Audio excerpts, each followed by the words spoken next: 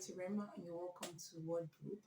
Today, I thought we should share a very interesting topic, which there's been a lot of misconception around it, and that's about the Hebrew women delivery. I grew up hearing from people uh, statements like she gave birth like a Hebrew woman and all that. So I thought, or I heard that it meant one not going to the birthing place to give birth, or maybe someone just having maybe just peed out your child. So I grew up having that in mind, but got to a point where I think that particular Hebrew women delivery thing was caught from the Bible in Exodus, in the book of Exodus. When Pharaoh asked that every Hebrew male should be killed, because of the a lot of the population. It seemed like the Israelites were becoming more in population than the Egyptians. So he had to ask the midwives to kill these male children. So, but then the Bible says in Exodus 1 from 15 that these women were actually, they feared the Lord, these two midwives. And when Pharaoh found out that they were not killing these boys as he had instructed, he asked them why is it so, and that was where that Hebrew women delivery thing came out from. Uh, they had to take it as an excuse. They gave an excuse to Pharaoh that these women, before they came to the birth stool, they had put to birth.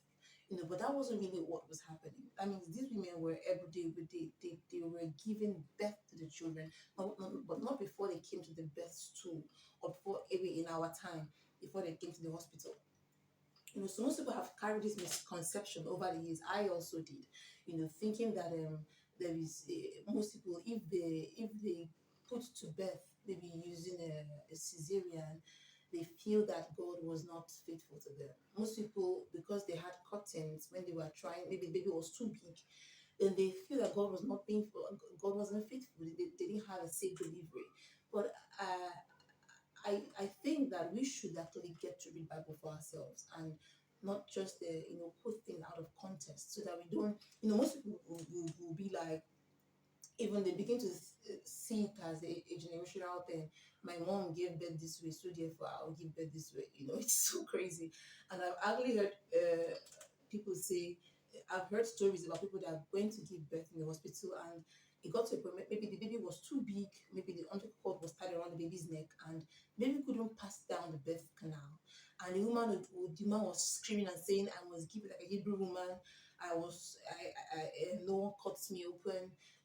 My mom pushed me out from her, and therefore I must do the same thing. And sadly, most of these people lose their children, and they still cut them open and bring out the child, which happens to be a stillborn, and that's most of what they've had in quote the Hebrew women thing, and it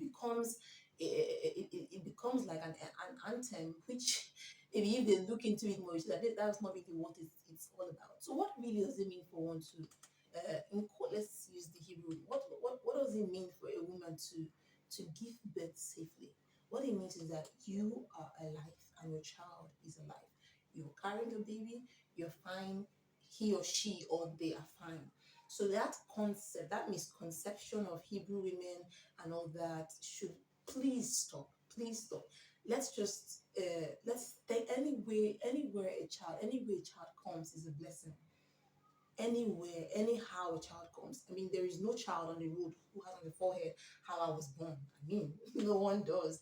So if you give birth, if you had cotton, you had no cotton, you gave birth through the popular way or through the unpopular way, as long as you're alive and your child is alive, that's a lot of reasons to thank God. No one inherits a kind of betting way. No, it's not because of my mom gave birth like this or my people gave. No, we should just stop it. Let's just thank the Lord for anywhere a child comes. It's a blessing. And if you're testifying, testify with your mouth open. Even if you had, testify with your tell God, thank you for, I'm alive, my child is alive. So having said that, have a blessed month, and remember, anywhere a child comes is a blessing. God bless you.